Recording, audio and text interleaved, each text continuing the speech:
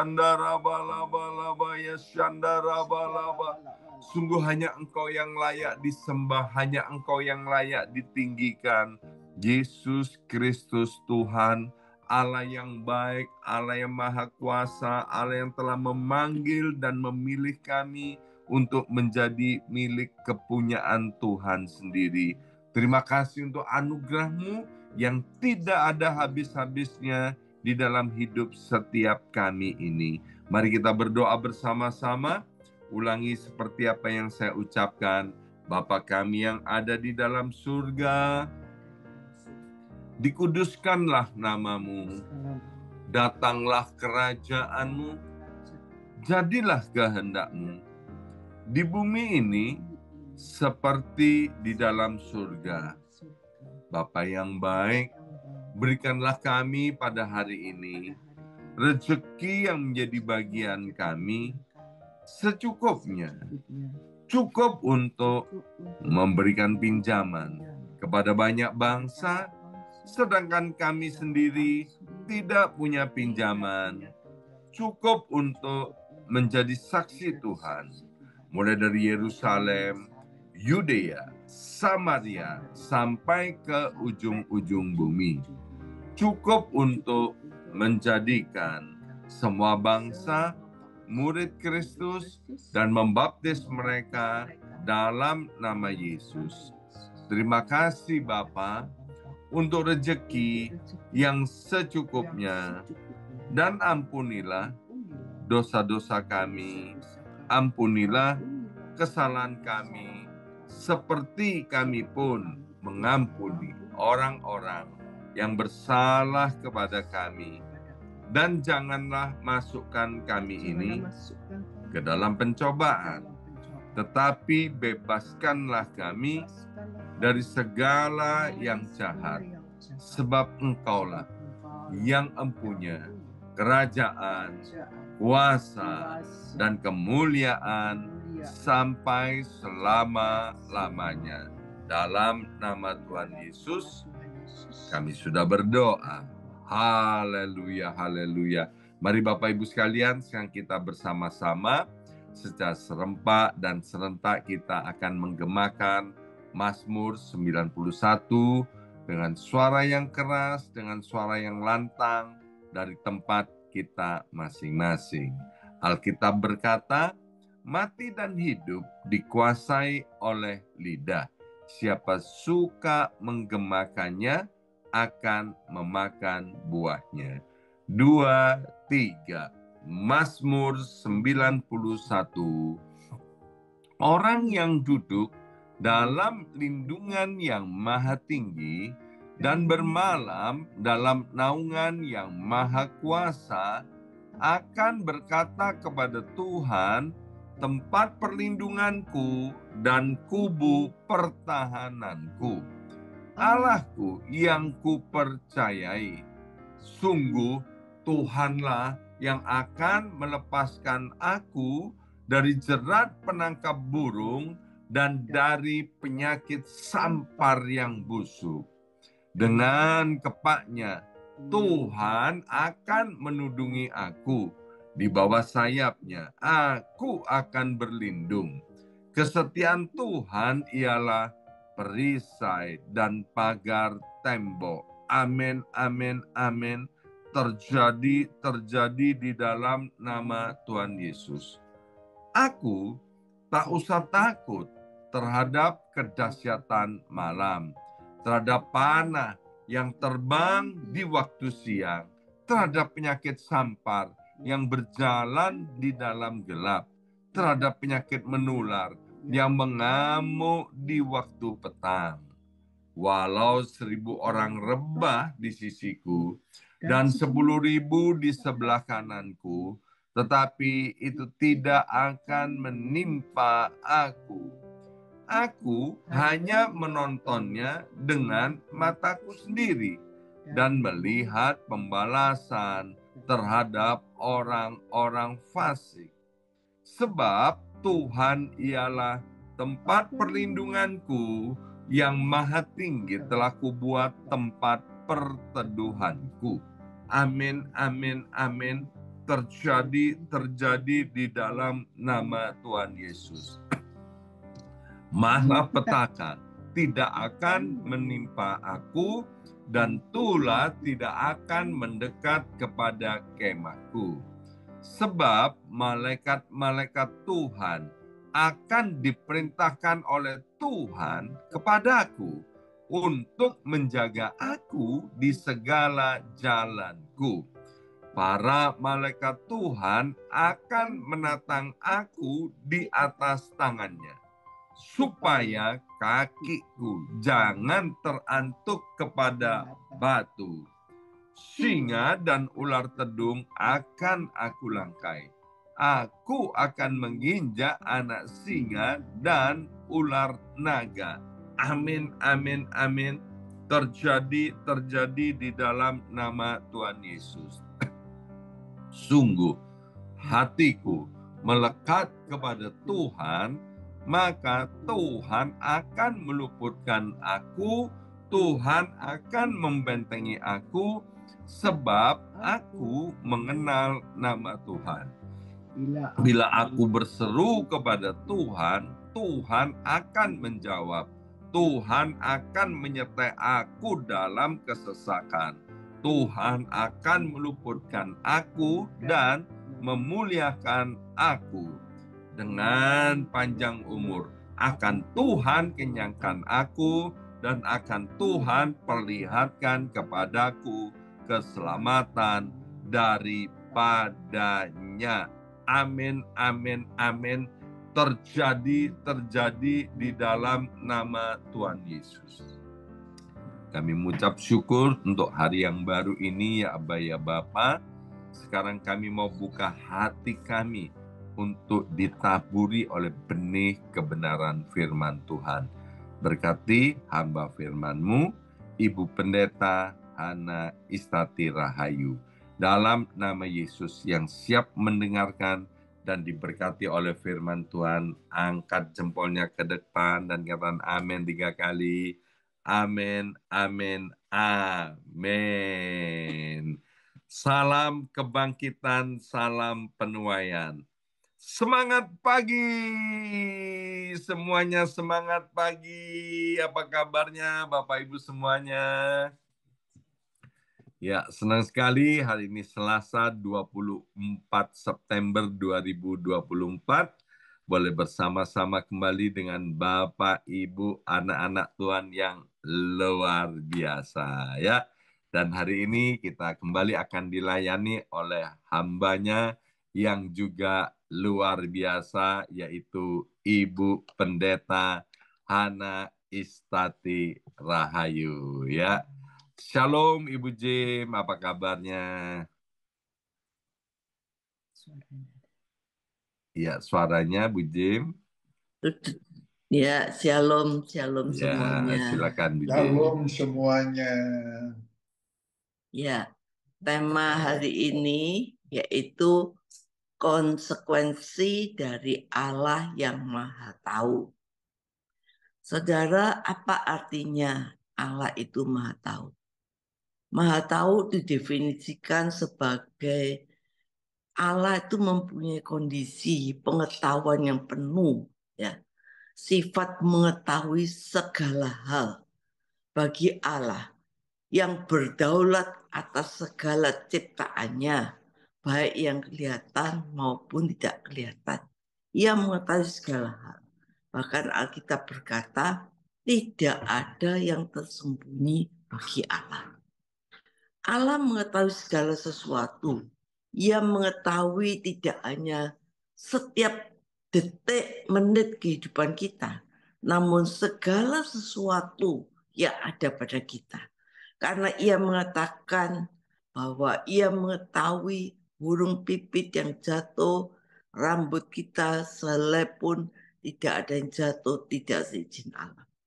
Allah tidak hanya mengetahui hal di dalam akhir sejarah, namun ia mengetahui setiap pikiran kita, bahkan doa-doa kita yang belum diungkapkan, itu Allah tahu.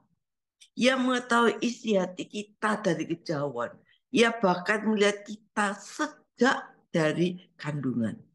Saudara Salomo mengungkapkan kebenaran ini dengan sempurna dengan mengatakan, karena engkau mengenal hatinya, sebab engkau sajalah yang mengenal hati semua anak manusia. Saudara, kemahatauannya Allah ini terlibat sungguh-sungguh jelas di dalam perjanjian lama maupun perjanjian baru.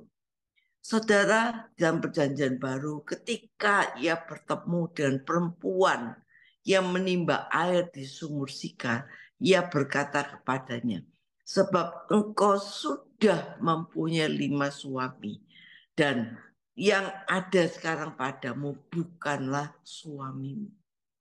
Saudara, dia tahu keadaan wanita ini sesungguhnya. Walaupun wanita ini tidak berkata-kata. Karena itu tidak ada hal yang terlalu sulit bagi Allah yang Maha Tahu. Saudara, dan ini yang menjadi dasar iman kita kepada Allah. Tempat kita bersandar sepenuhnya. Meyakini bahwa janji-janjinya kepada kita tidak pernah gagal selama kita berjalan bersama Dia. Ia mengenal kita sejak dari kekekalan, bahkan sebelum kita dibentuk.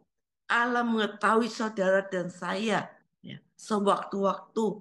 Bahkan dia juga tahu melihat dosa kita dalam segala bentuk keburukan dan kerusakannya. Allah Maha tahu. Sesungguhnya Tuhan itu ada di mana-mana.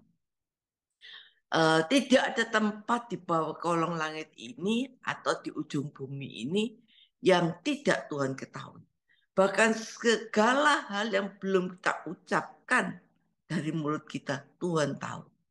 Saudara, artinya segala sesuatu yang ada dalam pikiran kita, hati kita, Tuhan itu sudah tahu semuanya. Oleh sebab itu mari kita datang pada Tuhan, beribadah kepadanya dengan sikap hati yang tulus dan benar. Tidak perlu dibuat-buat, tidak perlu kita sembunyikan. Karena Allah tahu setiap perbuatan, langkah, dan pikiran kita. Saudara, sangat pernah kita berpikir bahwa Allah tidak mengetahui pergumulan kita. Mungkin waktu kita dalam pergumulan dan kita berkata bahwa Allah kok nggak tahu ya pergumulan saya. Sehingga kok seberapa lama ini Tuhan tidak menjawab pergumulan saya. Daud mengupas tentang Allah yang Maha Tahu ini. Terdapat di dalam Mazmur 139 ayat 1 sampai 24. Saudara, kalau saudara baca di rumah Mazmur 139 ayat 1 sampai 24 dikenal sebagai salah satu mazmur yang sangat penting dan amat terkenal. Bahkan ada yang mengatakan bahwa Mazmur 139 ini adalah mazmur yang terbaik, mazmur yang paling mulia dari semua mazmur yang ada. Jadi sebagai PR, saudara lihat, baca Mazmur 139 ayat 1 sampai 24. Saudara, di dalam Mazmur ini mengungkapkan beberapa hal yang berkaitan dengan jati diri Allah. Yaitu yang pertama, diungkapkan di situ bahwa Allah mengetahui segala sesuatu yang berada di segala tempat serta melampaui segala batas waktu. Saudara, yang kedua di situ disebutkan bahwa Allah itu pencipta manusia sejak dalam kandungan. Ya, Daud juga menambahkan bahwa betapa sulitnya pikiran Allah yang dikaitkan dengan kuasa keadilan Allah terhadap orang-orang yang menantang dan membenci Dia. Yang keempat, kita lihat bahwa ketika Daud menggambarkan Allah yang Maha Tahu, Allah tahu ketika dia duduk, ketika dia berdiri, ketika dia berjalan, ketika berbaring, bahkan setiap perkataan yang belum diucapkan, Allah itu tahu.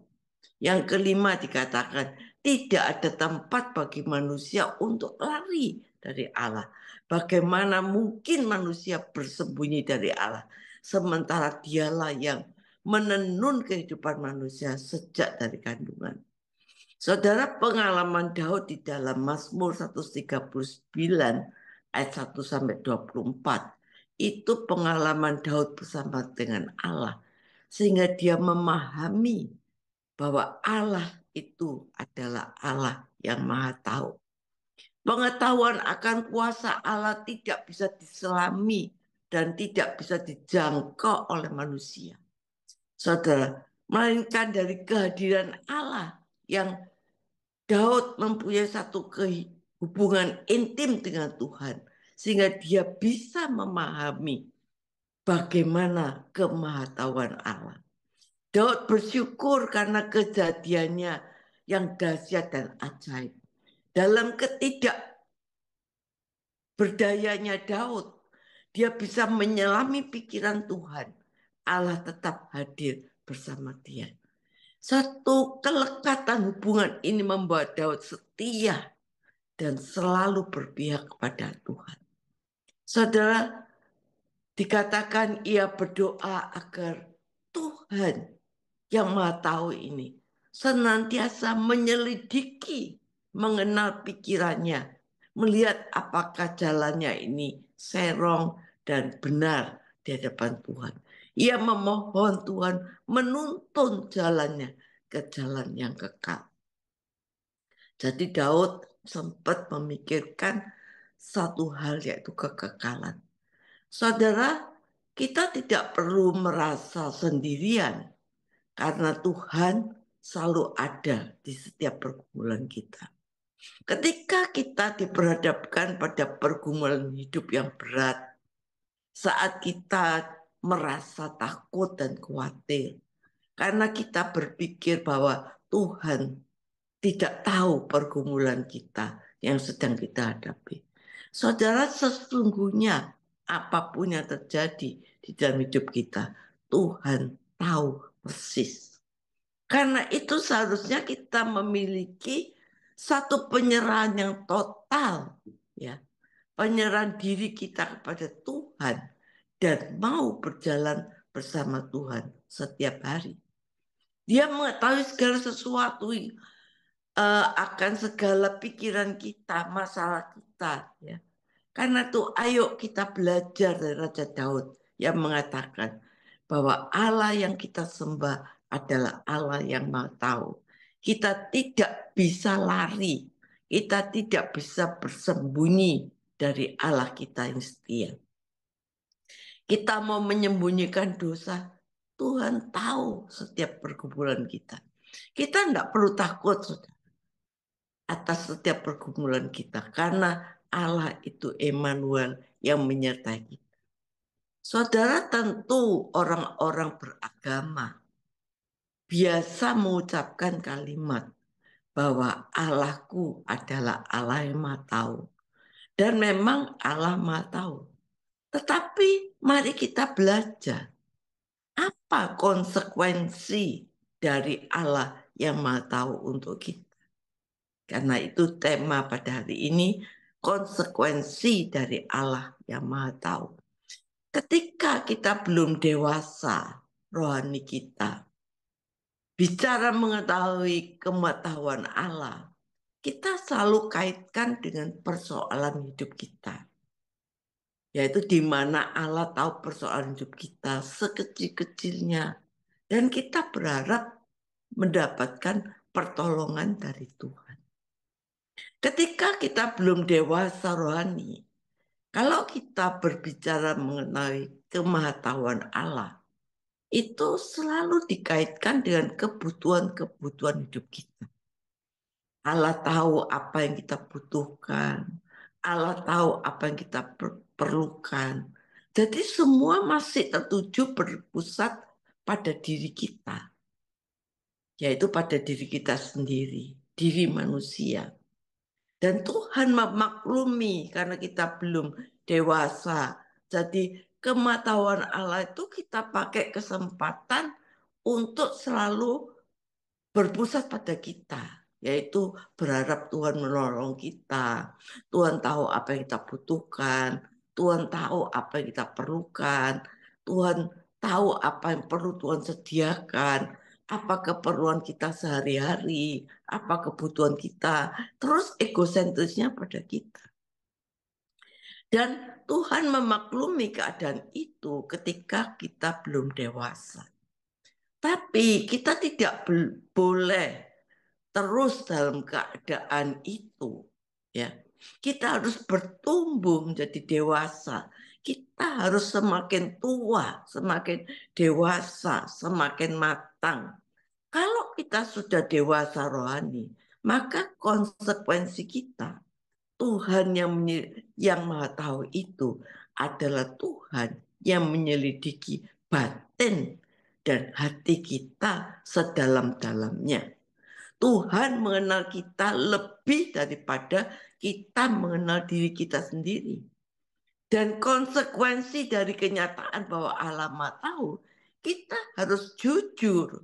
Jujur terhadap Tuhan, jujur terhadap sesama, ya, tulus terhadap Tuhan, tulus terhadap sesama. Hidup kita tidak boleh sembarangan, hidup kita tidak boleh munafik, ya. Tuhan bukan hanya mampu melihat apa yang kelihatan oleh mata jasmani manusia, tapi Tuhan tahu sampai kedalaman lubuk hati kita. Jadi kalau kita berbicara mengenai kemahatauan Allah, kita harus memandang Tuhan sebagai Allah yang Maha Tahu. Apa penilaian Tuhan terhadap diri saya? Apa pandangan Tuhan terhadap diriku? Apakah kita ini sudah menyenangkan hati Tuhan? Ataukah kita ini mendukakan hati Tuhan? Saudara, jadi kalau kita sudah dewasa, kita tidak memikirkan egosentris. Tuhan tahu kita, Tuhan tahu kebutuhan kita, Tuhan harus menolong aku, Tuhan harus dengar doaku. Tapi kita kalau sudah dewasa, kita lebih dalam lagi bahwa Allah tahu setiap batin kita. Dan kalau memang kita adalah manusia yang berkenan, kita manusia yang menyenangkan hati Tuhan, kita menunjukkan bagaimana kita mencintai Tuhan dengan sungguh-sungguh. Kita menghormati Tuhan sungguh-sungguh dalam hidup kita. Dan salah satu percaya kita yang menyenangkan hati Tuhan, yaitu kalau kita menghormati Tuhan. Saudara, kita benar-benar membutuhkan Tuhan lebih daripada nafas hidup kita. Saudara, kita mencintai Tuhan dengan segenap hati kita, akal budi kita, dan Tuhan melihat apapun yang kita lakukan, benar-benar kita lakukan untuk Tuhan atau untuk kebanggaan kita. Tuh, kalau kita melakukan untuk Tuhan, saudara, tidak untuk dilihat oleh manusia, tidak untuk menjadi pujian manusia. Kita tahu hati kita akan menilai batin kita. Karena Tuhan itu dikatakan firman Tuhan, aku yang menguji setiap batin kita.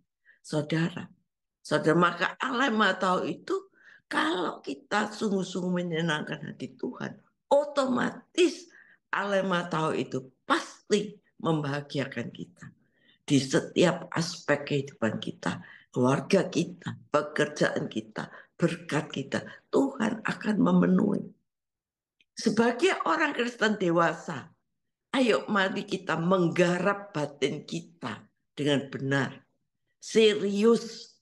Jika ada sesuatu yang tidak patut dalam diri kita, ayo kita buang. Kesombongan, keangkuhan, ketidaktulusan, pikiran kotor, dendam, kebencian, dan lain-lain yang tidak patut. Ayo kita buang, saudara. Karena Tuhan tahu isi hati kita, saudara. Jadikan hati kita ini menjadi satu taman yang indah, di mana Tuhan hadir di taman yang indah ini, menjadi kesukaan kita. Jangan biarkan hati kita ini menjadi semak belukar yang tidak menyenangkan hati Tuhan. Hati yang bersih, motivasi yang bersih, ya, benar dalam mengisi hati kita. Kita tidak perlu bertanggung jawab kepada manusia dalam arti untuk menunjukkan kebaikan kita kepada manusia, tapi kita tulus-tulus melakukan di mata Tuhan. Ini yang Tuhan kehendaki. Dan ketika Tuhan mencari taman hati kita yang indah, yang cantik di mata Tuhan, maka Tuhan akan menemukan kita dan hidup kita di dalam perkenanan Tuhan. Saudara, sering kita bertanya, mengapa sih kehidupan rohani kita ini kok tidak bisa melejit seperti yang kita harapkan atau kita inginkan. Kita menjadi orang Kristen yang kurang, ya, bahkan tidak bertumbuh. Kita dalam keadaan stagnan, ya, mentok, dan kita bertanya, kenapa ya kok kerohanian saya ini nggak bisa bertumbuh melejit? Kadang-kadang pertanyaan itu muncul dalam diri kita. Sampai di mana kita harus mencapai Tuhan? Saudara, kalau ada pikiran dalam hidup kita, kenapa ya kekristenanku ini kok stagnan, kok biasa-biasa?